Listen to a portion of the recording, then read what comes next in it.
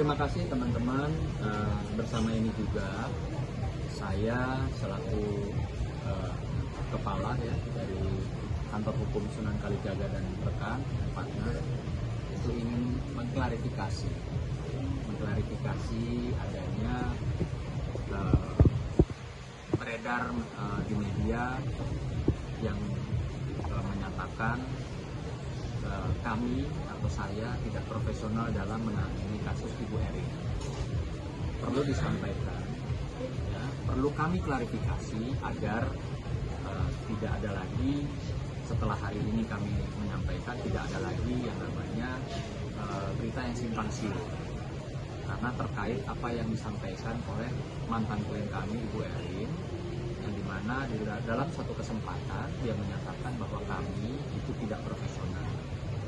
Perlu digarisbawahi, diketahui bahwa kami secara profesional pada tanggal 5 Mei 2026 ya, klien kami menandatangani surat kuasa secara resmi. Ya, ini surat kuasa kami secara resmi. Tentunya surat kuasa ditandatangani atas dasar adanya kesepakatan ya tentang penanganan perkara ya dengan bukti terlampir khususnya dengan penanganan perkara seperti apa dan jasa hukum yang kami sepakati bersama. Maka setelah itu kami bicarakan, kami sepakat, maka kami tanda tangan sama-sama. Dan dalam tiap lembarnya jelas di sini ya surat kuasa ini ada paraf daripada mantan klien kami Ibu Erin. Artinya dia sudah membaca, sudah jelas, bahkan kami juga memiliki videonya, rekaman bahwa beliau sudah membaca dengan jelas dan menandatangani surat kuasa. Dalam surat kuasa ini jelas kami sampaikan dalam surat kuasa yang sudah dibaca dan ditandatangani oleh klien kami Ibu Erin, mantan klien kami, maaf secara lain. Dengan demikian surat kuasa ini dibuat dengan hak substitusi. Ya. Hak substitusi yang artinya nanti mungkin dibacakan oleh rekan saya. Apa sih itu hak substitusi? Ya. Hak substitusi itu yang kemarin disampaikan oleh mantan klien kami atau dianggap atau kami dengan positif thinking menganggap beliau tidak paham apa itu hak substitusi. Untuk silakan dibacakan apa sih hak substitusi gitu. Ini membacakan arti dari hak substitusi: hak menerima kuasa untuk melimpahkan atau menunjuk kuasa lain guna melaksanakan kuasa yang diterimanya. Ya, jadi jelas bahwa memang sudah disepakati, ditandatangani, dibaca, dan ini adalah salah satu strategi kantor saya.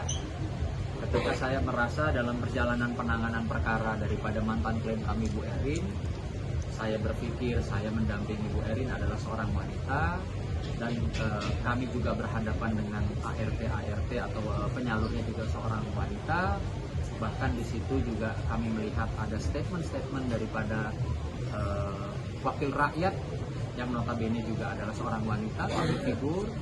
Maka saya merasa sangat perlu untuk juga tim kuasa hukum Ibu Erin, mantan klien kami, ya, dilibatkan juga para pengacara perempuan ini, sehingga pada saat itu Bu Erin juga menandatangani kuasa ya kepada kalian, dan juga setelah menandatangani kuasa sedikit wawancara, briefing, lalu ketemu respon sama teman-teman media ya pada saat itu. Nah, dan juga perlu diketahui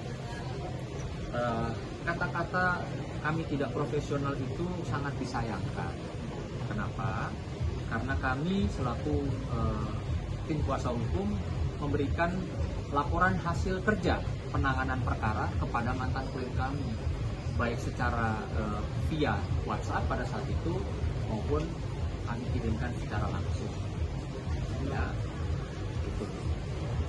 Jadi jelas kami melakukan kerja ya tentunya secara profesional itu sebagai advokat. Kami memberikan laporan hasil perkembangan penanganan perkara Ya, perlu saya bacakan ya. Laporan hasil kerja penanganan perkara. Ya, atas nama klien kami Rien Wartia Trigina berdasarkan surat kuasa khusus nomor 633/SKJ/SKK/5 Romawi /2026 tertanggal 5 Mei 2026. Jadi laporan kerja ini kami buat ya sampai dengan tanggal 22 Mei, di mana kami semua hadir untuk mendampingi mantan klien kami dalam panggilan polisi sebagai terlapor pada tanggal 22 Mei. Di sini kami sampaikan laporan perkembangannya adalah nomor 1, tanggal 5 Mei 2026, penanganan perkara yaitu konsultasi hukum, penandatanganan surat kuasa, pendampingan, klarifikasi nama baik di hadapan media atau press conference pada saat itu, ya, yang diselenggarakan dilaksanakan di restoran and dining Senayan City, Jakarta. Hasilnya adalah selesai. Lalu kedua, pada tanggal 7 Mei 2026, kami juga menggelar press conference bersama teman-teman media. Di sini ada Selebrita, ada Trans TV, ada Podcast Indosiar, Selebrita terkait perkembangan perkara mantan klien kami. Tanggal 8 Mei 2026, kami selaku tim kuasa hukum bersama-sama mendatangi Polres Metro Jakarta Selatan, ya, mendampingi klien kami atau mantan klien kami Ibu Erin membuat laporan polisi di Polres Metro Jakarta Selatan terkait dugaan pelanggaran perlindungan data pribadi tanggal 8 Mei 2026 dan selesai. Kenapa kami bilang selesai? Jadilah laporan polisi tersebut. Ya. Lalu keempat, tanggal 10 Mei 2026, konsultasi hukum serta mendampingi press conference bersama media di restoran and dining Senayan City, Jakarta. Laporannya adalah selesai. Lalu tanggal 16 Mei 2026 menghadiri dan mendampingi press conference bersama TVKIS dan Halo Selebriti. Laporannya selesai. Lalu tanggal 17 Mei 2026 bersama klien kami menemui media, ya, dan konsultasi hukum update perkembangan kasus langkah selanjutnya di warung pojok di Senayan City, Jakarta. Selesai. Keenam, pada tanggal 17 Mei 2026 bersama klien kami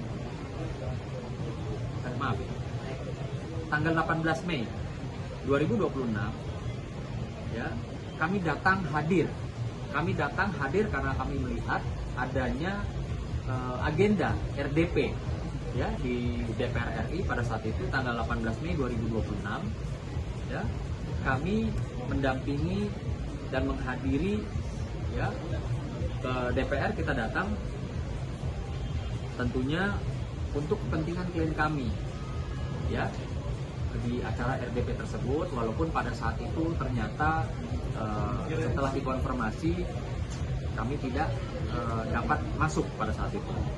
Namun demikian, pada saat di DPR RI, di halaman gedung DPR RI tersebut, kami selaku tim kuasa hukum mendampingi klien kami, mantan klien kami Ibu Erin, ya,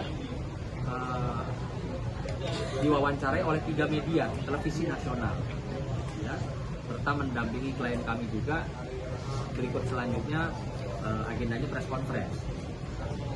Pada tanggal 19 Mei 2026, ya, kami mendampingi berita acara pemeriksaan klien kami di Polres Metro Jakarta Selatan atas nama pelapor klien kami. Selesai. Nah, lalu tanggal 20 Mei 2026, ya, ada konsultasi hukum terkait kedatangan sejumlah wartawan ke kediaman mantan klien kami pada malam hari. Jadi malam-malam, di sini ada rekam jejak historinya. Mantan klien kami Ibu Erin menghubungi saya malam-malam karena merasa ada orang yang datang ke rumahnya bawa wartawan, serta kami juga mendampingi pada saat itu bersama Ibu Erin ya, mengklarifikasi ada apa sih kejadian kemarin. Ya, lalu pada tanggal 21 Mei kami tim kuasa hukum bertemu dengan Bapak yang berinisial W selaku pihak yang menjembatani klien kami sebagai kuasa hukum terkait persoalan hukum yang dihadapi oleh klien kami. Ya. Lalu pada tanggal 22 Mei 2026, di mana kami semua hadir, ya, tim kuasa hukum hadir nih kami semua di Polres Metro Jakarta Selatan terkait dengan adanya memenuhi panggilan penyidik, ya, klien kami atau mantan klien kami Ibu Erin sebagai terlapor, ya, sehubungan dengan LP yang dilaporkan oleh saudara Hera. Ya, turut hadir semua kami hari itu, kami dampingi, diambil keterangannya ya, sampai dengan selesai. Mungkin terkait tanggal 22 Mei rekan-rekan saya yang perempuan ini yang lebih aktif ya mendampingi sampai selesai. Jadi laporan ini kami sudah laporkan pada tanggal 21 Mei dan sudah diterima, bahkan sudah ada balasannya. Maka kami jelas di sini mengklarifikasi bahwa apa yang diberitakan ataupun apa yang disampaikan oleh mantan klien kami Ibu Erin tentang tidak profesional kami dalam menangani perkara, saya rasa kurang pas atau kurang tepat. Kan kami juga menilai mungkin saja klien kami tidak paham yang dia sampaikan, mendelegasikan, karena memang jelas ada hak substitusi. Dalam penanganan perkara itu, ketika kami membutuhkan advokat-advokat lain untuk memperkuat penanganan perkara, pembelaan, pendampingan, itu diperbolehkan. Gitu dong.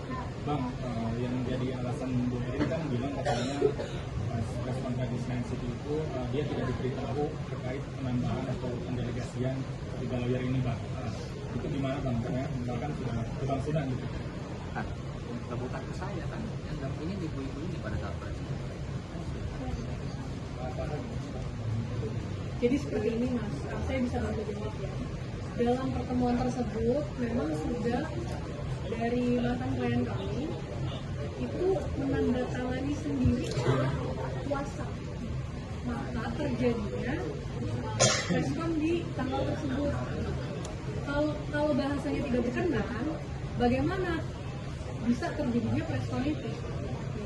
Bahkan 2 kali kami mendampingi sampai proses di Polres Jakarta Selatan, semuanya fine-fine aja, bahkan mengucapkan terima kasih juga ya kepada kita. Jadi ketidakprofesional kita itu ada di mana titiknya? Mungkin teman-teman ada yang mau menambahkan? Pada saat penandatanganan surat kuasa pun di depan media juga kan gitu. Jadi memang secara sukarela dan memang secara sadar gitu kan menandatangani surat kuasa tersebut. Dan saya juga sudah menyampaikan sebelum penandatanganan dan mulai adanya jumpa pers pada saat itu, saya menyampaikan bahwa saya butuh, ya, karena strategi kami, saya butuh juga adanya penambahan para advokat wanita untuk mendampingi mantan klien kami Ibu Erin.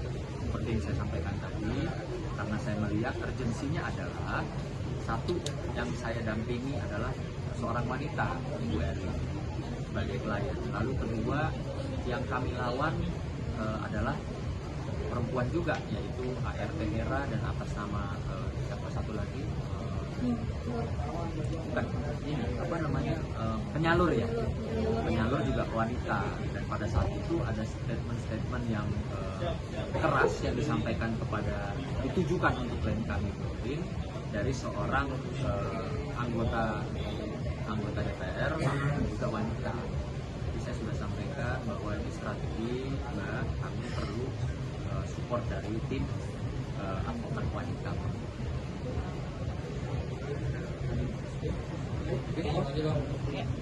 Oke. Ya, jadi perlu mungkin satu tambah lagi. Sebentar lagi, saya belum bicara sebentar. Dari sisi undang advokat dulu nih, biar ini kan kata tidak profesional ini kan sangat merugikan kantor hukum Sunan Kalijaga. Jadi sebenarnya di dalam menjalankan kuasa itu sebenarnya dalam hal ya mungkin kedua belah pihak perjanjiannya mungkin dibatalkan atau dicabut atau mundur, itu hal yang biasa dalam dunia profesi selama beretikat baik. Apalagi seorang advokat bisa mundur kalau memang perkara tersebut tidak sesuai dengan hati nuraninya. Dan yang berikut lagi bahwa kalau masalah jasa hukum memang itu sudah hak daripada para advokat karena sudah ada perjanjian yang disepakati. Jadi dalam hal ini saya mau tegaskan saja bahwa apa yang dinyatakan Bu Erin mungkin karena ketidakpahaman dia terkait dengan persoalan undang-undang. Kita ini hadir melakukan tanda tangan kuasa, menyepakati perjanjian, semuanya berdasarkan undang-undang advokat. Tidak bisa kita keluar dari sana. Dan ini kan bukan masalah pencabutan kuasa dari Pak Sunan untuk menyerahkan kepada orang lain, tapi menambah. Karena melihat bahwa dia adalah seorang perempuan, yang dilawan perempuan, yang statement juga DPRD adalah perempuan. Sudah sepantasnya harusnya dia berterima kasih. Bukannya dia menyatakan bahwa tidak profesional. Jadi dari sini saya juga menyampaikan bahwa apapun yang terjadi hari ini, mudah-mudahan semuanya selesai dan tidak ada lagi hal-hal yang disampaikan kepada publik yang merugikan kantor hukum Sunan Kalijaga di sini. Itu saja. Terima kasih. Ini sifatnya kami klarifikasi. Ya.